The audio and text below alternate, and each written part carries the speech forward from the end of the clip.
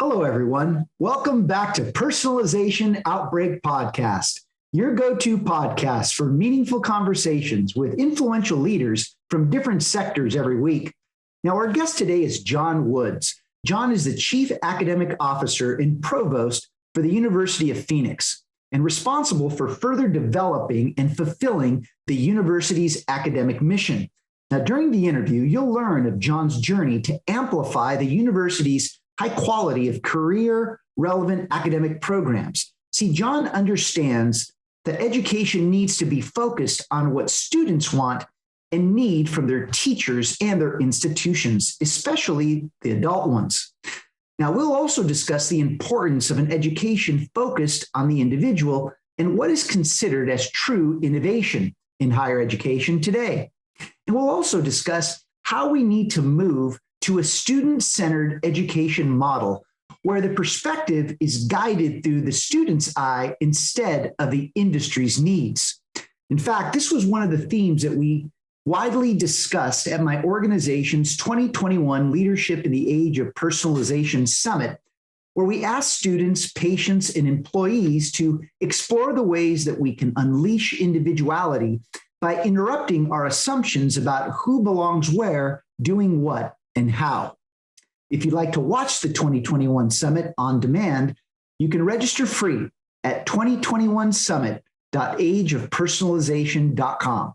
Now, before we get started, make sure to click the like button below, share it with your colleagues, and subscribe to our YouTube channel and social media at Glenn Yopes so that you can be in touch with our most recent content about leadership in the age of personalization. Let's get started.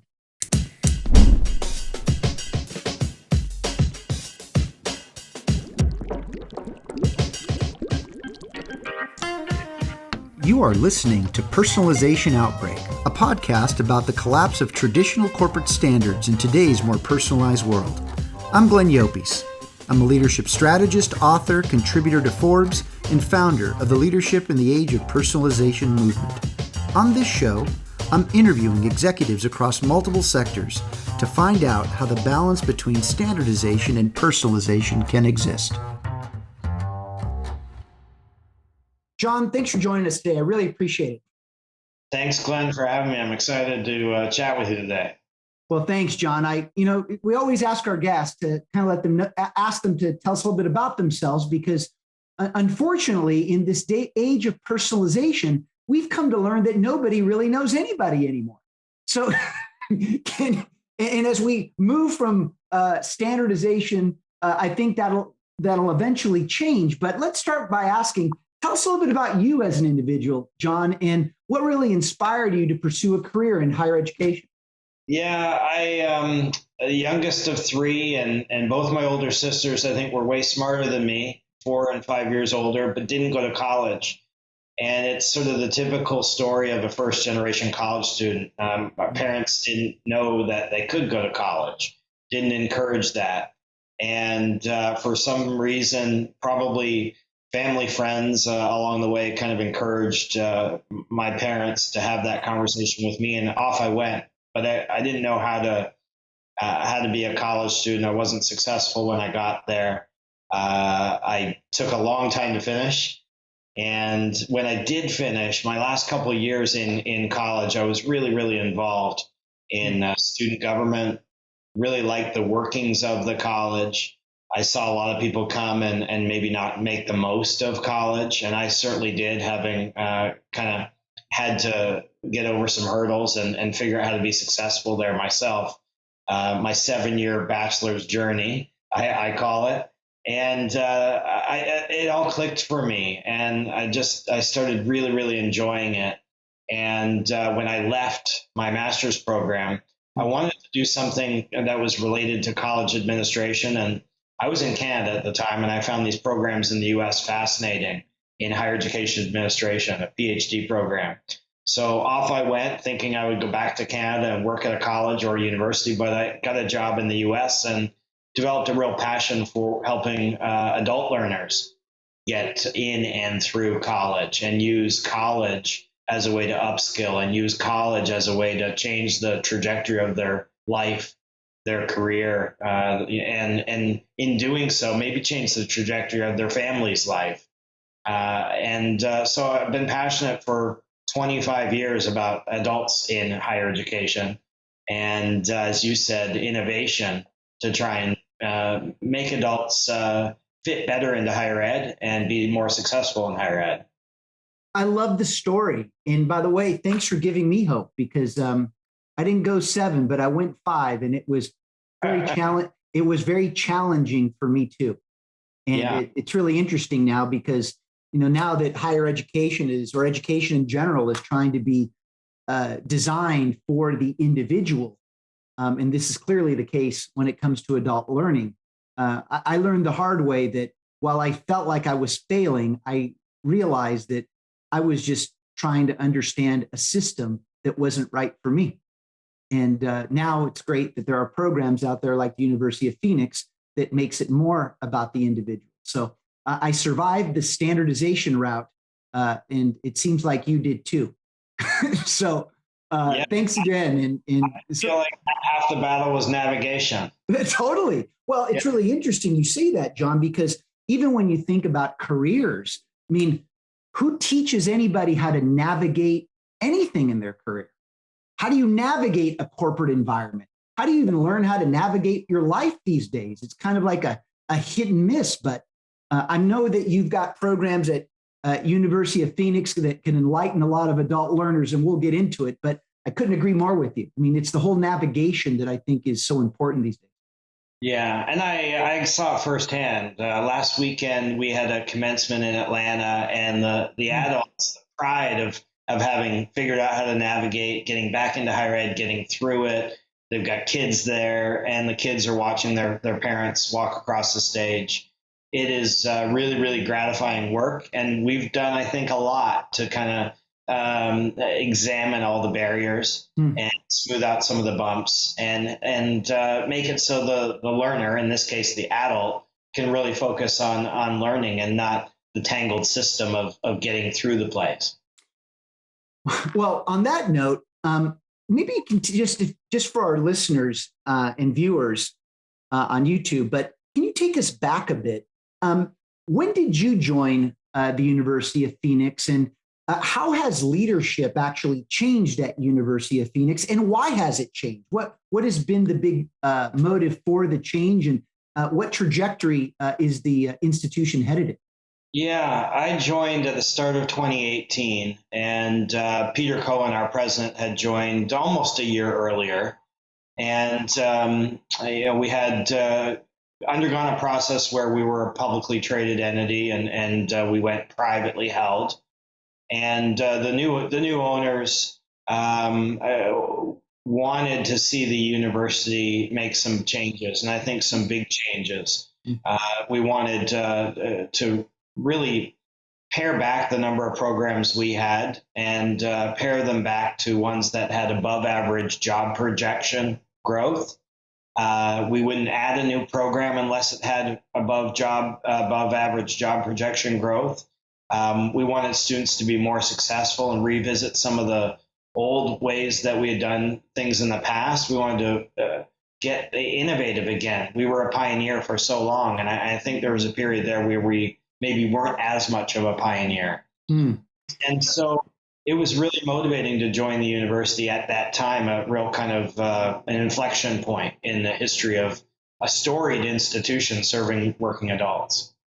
So, John, let's touch on two things that you mentioned, and let's go to one on innovation. How do this is a term that is often used, to say the least. But how does the University of Phoenix define innovation?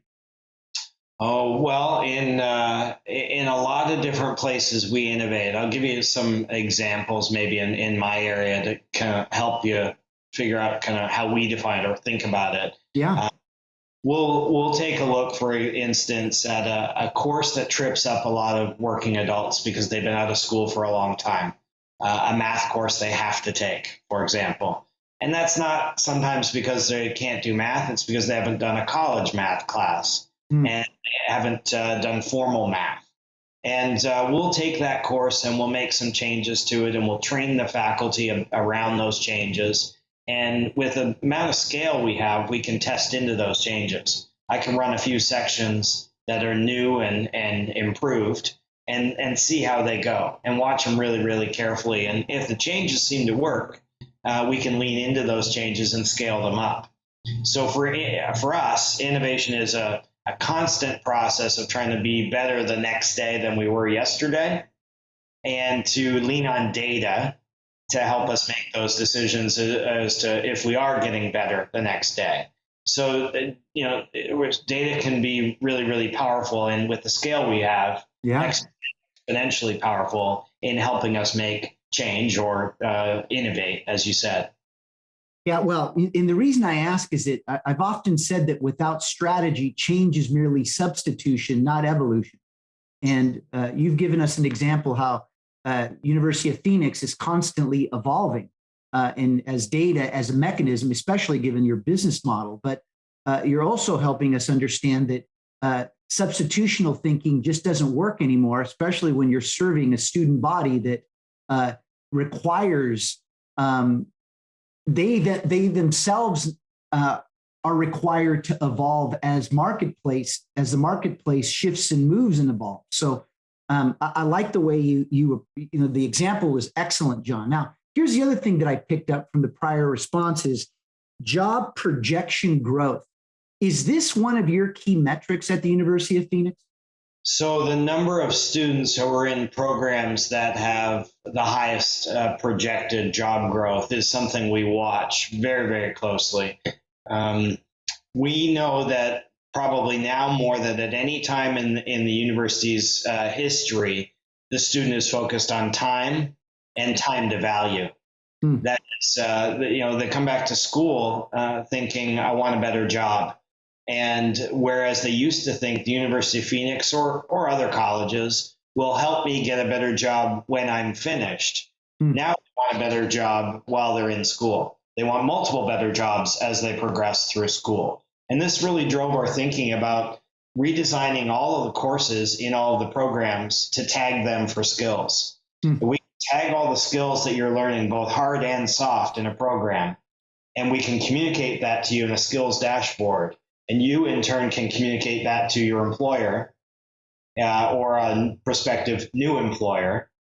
You might be able to get a new job while you're in school because you show them the skills you've just learned are the ones they're looking for in the job they just posted. And so that form of innovation is a function, to go back to where you were before on strategy. The strategy is we got to help students do better right away.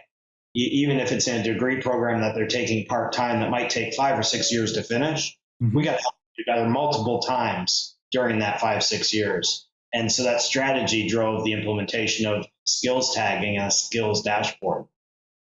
Again, I know I wasn't prepared for this one, but you're sparking so many thoughts. But what seem to be the high trending skills that are required to increase, job projection growth? Anything that you can share, John? Well, I'll start with the soft skills, and start with one that's sort of foundational to the premise of our founder, Dr. Spurring, in the 70s. And he built the university so that at the time, every single course had a learning team assignment in it. And in any ranking you ever see come out from any of the big consulting companies, you see, in terms of the soft skills, teamwork and collaboration is a executive functioning kind of skill that is in the top 2 or 3 every single time. So from the very first day we were founded, we had learning teams in our programs and in our courses. And so that's collaboration, which has remained consistent. We would have communication, and we would have critical thinking. These things come up time and time again as the top soft skills. The hard skills aren't defined by us. The interesting about the hard skills is we partnered with MC, and MC looks at all of the different job codes, all of the different job descriptions, all of the different job postings, and they scrape from all that a combination of government data and company data they scrape from all that to understand what the top skills are that are hard skills in certain fields or professions. And we've mapped those to our programs to know exactly where they are and where we assess them. And so they vary. Technical skills vary, of course, but by program, by discipline. But the point is having an understanding of what they are and mapping our curriculum for them, so that we could with confidence say to an employer tomorrow, we can help you fill that job with somebody who's learned those skills. Mm-hmm. So it seems to me that University of Phoenix has always been student-centered. How does that play out in your model? Well, I think it's a number of things. A little bit in the design, and you mentioned personalization versus standardization. The standard model is that students at the University of Phoenix will take a course at a time, because as a largely working adult population, the ability to focus on one set of knowledge at a time as opposed to 2 or 3 classes, really we found to be one of the success factors. And so we think that's very student-centric. We've used predictive models to anticipate when our academic counselors should reach out to a student who we think might be struggling. And that's a form of, again, a standardized model, a standardized algorithm with terabytes of data supporting it, helping us figure out who and how to call, or how to reach and when to reach a student and what message they might need or what support they might need. And then the policies and procedures are something we're always looking at. And just in the last few years, we changed a number of these. When online learning was probably newer, I think maybe we sort of leaned a bit towards policies that would prove to the outside world who might be suspicious of online that it was really rigorous. I'll give you an example. If an assignment is late, faculty member can give it a 0. They can deduct a few points so they can give it a 0. It was their choice if the assignment was late. And by late, I mean a few minutes. Wow. That's a rigorous policy that would prove to someone who thought online might be not on par with on ground that online was rigorous. Well, it's a policy many institutions had for a long time, and it needed to be revisited. And so faculty now can apply a maximum deduction, but they don't have carte blanche to do anything they want. And the student knows they've got consistency across their experience. Late with something and life happens, what kind of grace they're going to get. So every single policy, every single design element in a course is sort of thought through the student's eyes, the customer's eyes in our world. There's an awful lot of discovery that happens where we're constantly talking to our students and asking them how things are going. One more quick example: we launched a student portal that is mobile, and the number of people who use the single button that we have on there, where they can share something they achieved at the University of Phoenix to LinkedIn, is through the roof. We have a dean's list and a president's list, and last quarter, over 4,000 students pressed a button on their student portal to share directly to LinkedIn that they made the dean's list. Wow. And so they simultaneously felt like we connected with them this way. We acknowledged their achievement, and they could easily share it with the world. And that's pretty powerful way of looking at the world through the student's eyes. They're looking to be recognized. They're looking to be able to share an achievement with others, and we hit those marks. Yeah, well, it goes without saying that the student wants to feel as if they're part of the actual community and that they can influence it and share in its success, rather than being told how to do that, that you give them the means in which to do it themselves, which I think is a very powerful way of helping them help the institution co-design what the future of the institution might look like. So on that note, let's go to the pandemic for a moment. I mean, how did the institution fare during the pandemic, and what changed on the other side of it? So let me unpack that. We had about 5,000 students who still took classes at our campuses across the country when the pandemic hit. Hmm. So when folks think, oh, University of Phoenix was probably fine, everybody's online, we weren't. That said, those students who studied on campus were leveraging a learning management system for some of their experience, Mm-hmm. and our faculty were not unfamiliar with it. But we did still have to pivot. So we trained about 300 faculty from making a decision on a Wednesday that the following Tuesday night classes would be delivered remotely, but still in a synchronous fashion. We trained about 250 or 300 faculty. We got about 5,000 students ready for that experience. And if they were going to go to class 6 o'clock on Tuesday, they still did. But now it was using a synchronous tool within the learning management system from their homes or from work. And I would tell you, we did not miss a beat in terms of student satisfaction, student retention, and student learning. A real credit to the quick pivot we made and the faculty who helped us get there. That was pretty significant because it is still 5,000 students. It's a minority of our students. The other thing that happened, I guess we had, I would say, a little bit of enrollment opportunity. Typically, when unemployment goes up, students or prospective students think about going back to school. However, when the pandemic hit, I think we saw unemployment go up like this. And it went up so sharply that it created a lot of uncertainty in everybody's lives. Yeah. People were worried about their health and their jobs and the run on toilet paper at the store. Honestly, everyone was more worried about other things. And so the decision to go back to school was probably put on pause by a lot of people. We saw community college enrollments that were down 20% that fall.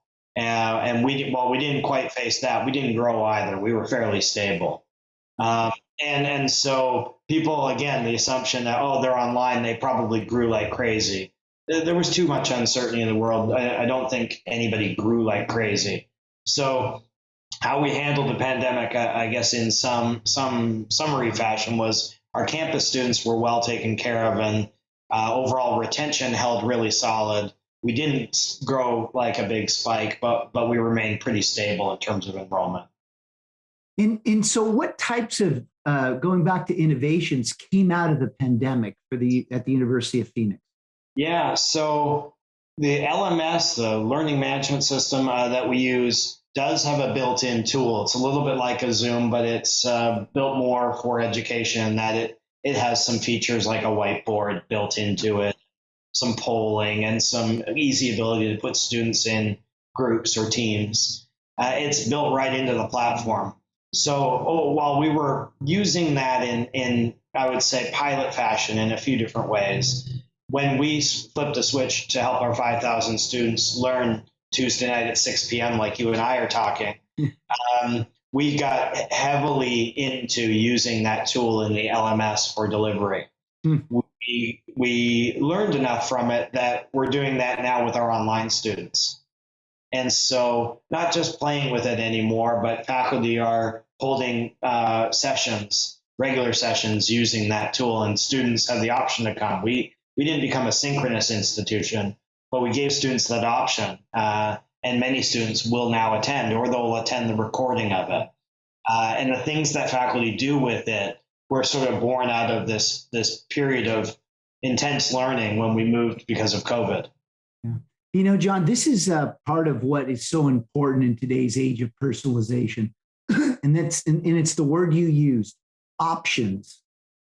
I think what happened as a result of the pandemic is that there were many options that we never really considered, because in standardization, we like to limit things to the point where we believe gives us the most efficiency, rather than asking the individual what gives them the most efficiency.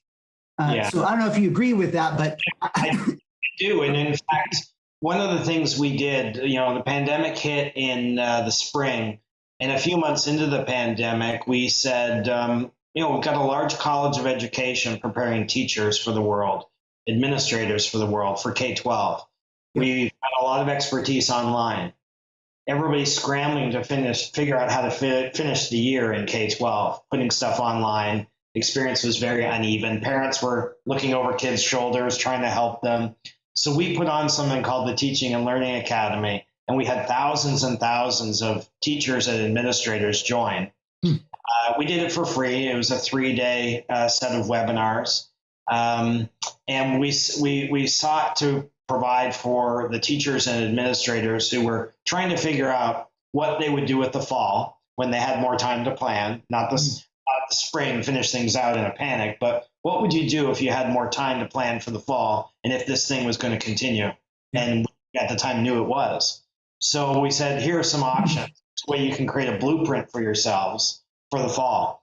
And you can do it this way or that way. And we've got some leading experts brought together and we're leveraging what we know. We gave people kind of a menu of options to create the learning environment that they wanted for their students at their school or in their district or in their classroom for the fall. And you hit it when you said options. There's no one way to do things. Right. That's right. Well, speaking of that, let's focus in now on the adult learner, because clearly the workplace has changed. And so how is University of Phoenix really preparing adult learners for this change? And what has dramatically changed due to COVID? Well, somebody recently asked me about the newer emphasis on careers and what it means for us. And I said, well, if I was building a career-focused university from scratch, I would want a faculty model that we already have. John Spurling created it. It's a practitioner faculty model. So his design was that he would only hire people who were current in the fields that they were teaching about. Mm-hmm. So you hire a finance professor, and they got to have a resume that says they work in finance. Mm-hmm. And it's different than saying some of our faculty have some great experience in the real world.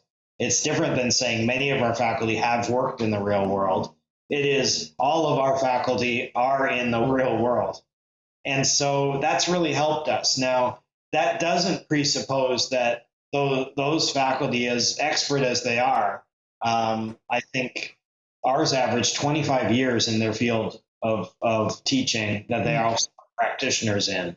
It doesn't presuppose that they're going to be really good at having conversations with students about careers. Yeah. And so we've got to teach that. And they've got to be savvy enough to pick up those cues in the classroom discussion of, this person is applying for that job and might need some tips, or this person doesn't know where to start to look for that kind of career. So making that more intentional is really, plus. But the practitioner faculty model that I don't think anyone can point to as being as robust. On average, they have 13 years with us and 25 in their field.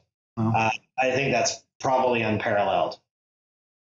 If I can jump into this one, because my organization does a lot of adult learning. And one thing that we've learned is that there's a high level of skepticism now. Like everything is questioned. And recognizing that someone has the experience of what it in the topic or subject matter that they're teaching is incredibly important. But what we're also learning is what is the experience they have and what have they learned and how does that translate into learning based upon the experiences that they've had in the last 5 years. It's as if having long experience is great. The credential is worthy and respected. But there seems to be this move towards what have you done and learned in the last 5 years? Because that seems to be kind of like the sweet spot of being able to create or identify helping someone create a trajectory towards the immediate future. Any thoughts on that, or what have you seen, John? Yeah, a few thoughts. One of the things you said sparked, maybe an interesting side story. One of the programs that we built in recent memory, about a year and a half ago, was a master's program in healthcare administration. Mm-hmm. And that program was really, really innovative for a couple things that we did when we built it. One, we not only got feedback from an industry advisory council, and we have those for all of our fields of study, but we actually put some of those voices in the course. Nice. So, a healthcare administrator who might be a VP or a director, and that person's voice is in the course, and they have a little short video where they say something along the lines of, in this course, you're going to learn ... And the reason that's important is because, and in my experience, what I've seen is, so you really make that connection between the learning content and its relevance in the real world for the student. It's insightful and it's motivating. And it's, to one thing you said earlier, it's credibility. So that sort of thought was sparked by your question. The other thing is, with this skills tagging system that we have and the skills dashboard that we're building, and I think 80% of our courses are now tagged for skills. So in the future, every student in every course and every program will see what they're learning on a dashboard. They're going to be able to share that with anybody. And that, like I said earlier, is here's what I've learned. Here's the skill you said you wanted me to have for the job that you've posted. Yeah. And here's how I fared on the assessment of that skill. And if the sweet spot is what have you done lately, it's, well, I can demonstrate I've learned that skill yesterday, the day before, or last year. Here it is in my dashboard. And when I group these skills together the way we're going to group them in the form of badges, they can share the badge. And we've got one right now, which is our MBA program. The skills that are all in the MBA program are in groups that can be rendered as badges to show any employer, current or prospective, what the student has done in very hands-on learning assignments to demonstrate skills. So that's, I think, kind of the credibility that the world is needing and wanting. That whole, what have you done? What have you learned? Yep. I think we've really hit on something with the skills tagging and the badging. John, as we close, I'd like to get your perspective on this. In speaking with, your peers in the industry, one of my big questions is, what is really the responsibility, or one of the main responsibilities of higher education? Is it to follow industry, or is it to help project for industry what their skills should be? And by the way, I kind of favor the latter, only because in the work that I do, I'm seeing that most people in industry aren't quite sure what skills they need. Yeah. So I'd love to get a perspective, at least from you, John. Yeah, I think our responsibility is to have a role as a bit of a Sherpa for students. Our students, again, are career students. They're not 17, 18, 19 years old. Exactly. Our role is to be a Sherpa for them, to help them figure out. They might need a degree. They might not. They might need a certificate. We have those. They might need short burst learning in the form of a professional development course. So we've got to figure out what the student needs and when they need it, and we've got to provide it in a way that is it's affordable. The time to value is there. We help them with career guidance and making connections and doing career coaching. It's that holistic sort of wrapper around the content. You can find the content anywhere, right? You can buy the yellow book, This for Dummies. You can buy that series for anything you want to learn. Why would you come to a college? Well, hopefully you come to a college because you're going to get the content in the right package. It could be a degree, it could be a certificate, it could be a course, but you're going to get a lot more around it in terms of guidance. And for us, it's career guidance. Yeah. And to your question of around skills, there will never be universal agreement among even the big employers of what the most important skills are. There's only likely ever to be kind of near agreement. So we've got to provide or take a bit of a leadership role on why we think certain skills are important, hard and soft. And I think we're doing that.